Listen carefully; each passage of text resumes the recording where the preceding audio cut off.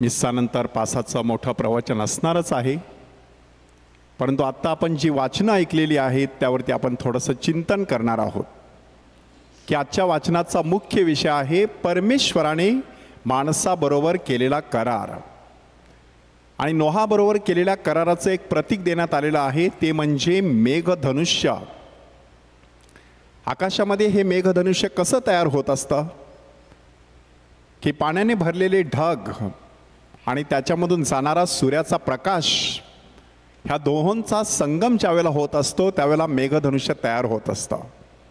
पाणी हे मानवी जीवनाचं प्रतीक आहे आणि प्रकाश हे दैवी सामर्थ्याचं प्रतीक आहे.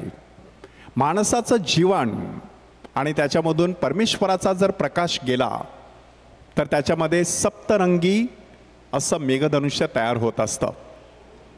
ह्या प्रायश्चित्त काळामध्ये आपल्याला त्याच्यासाठी पाचारण करण्यात आलेलं आहे की परमेश्वराचा प्रकाश आपल्या साध्यासुध्या मानवी जीवनातून, आपल्या हृदयातून आरपार जाणं गरजेचं आहे. आणि अशा प्रकारचं जीवन माणूस ज्यावेळेला जगत असतो तेव्हा त्याच्यामध्ये तारणाची आशा उत्पन्न होत असते. शुभवर्तमानामध्ये प्रभू येशू ख्रिस्ताचे मोह आपल्यासमोर सादर करण्यात आलेले आहेत.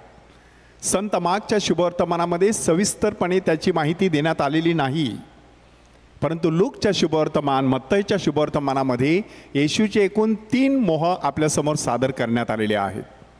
की पहिल्या मोहामध्ये सैतान त्याला सांगतो की ह्या धोंड्याच्या भाकरी व्हाव्यात अशी आज्ञा कर, तू जर देवाचा पुत्र असशील तर हा चमत्कार करून दाखव.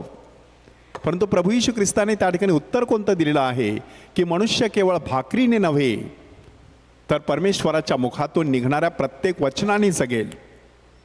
ह्याचा नक्की अर्थ काय आहे की माणसाला 2 प्रकारची भूक लागत असते.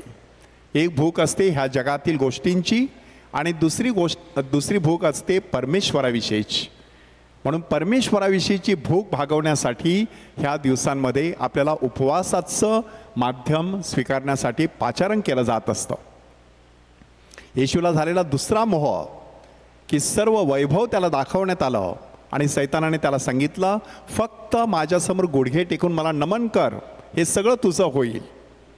आणि त्यावेळेला येशूने त्याला उत्तर दिलं की तुझा देव परमेश्वर ह्याचीच सेवा कर आणि त्याचीच उपासना कर, असं सांगण्यात आलेलं आहे. ह्याचा अर्थ काय आहे की ह्या जगामध्ये 2 प्रकारचं स्वामित्व असतं. एक स्वामित्व परमेश्वराचं, दुसरं स्वामित्व सैतानाचं. हे सैतानाचं स्वामित्व सगळ्या जागतिक, ऐहिक, शारीरिक, भौतिक अशा गोष्टीमध्ये दडलेलं असतं. आणि म्हणूनच माणूस जेव्हा अशा गोष्टींची सेवा करत असतो तेव्हा तो परमेश्वराची सेवा करण्यामध्ये कमी पडत असतो. माणसाने ही निवड योग्य प्रकारे करणं गरजेचं असतं.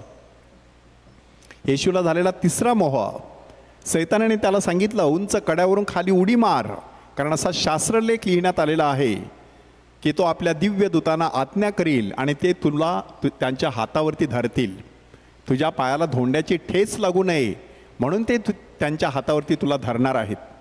अशा वेळेला येशूने त्याला किती सुंदर उत्तर दिलं की असाही शास्त्रलेख आहे की तुझा देव परमेश्वर ह्याची परीक्षा पाहू नकोस.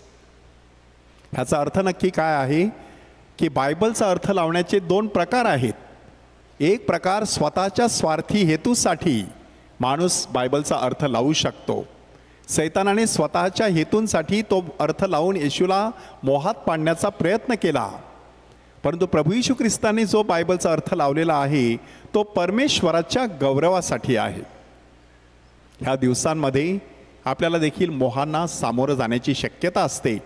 अशा वेळेला परमेश्वराने आपल्याशी केलेला करार माणसाने कधी विसरायचं नसतं आणि त्या दिशेने वाटचाल करीत राहिलो तर नक्कीच स्वर्गाचं राज्य जवळ आलेलं आहे, काळाची पूर्णता झालेली आहे, ह्याचा अनुभव आपल्याला येईल. मात्र त्यासाठी पश्चाताप करायचा आहे आणि सुवार्तेवर विश्वास ठेवायचा आहे.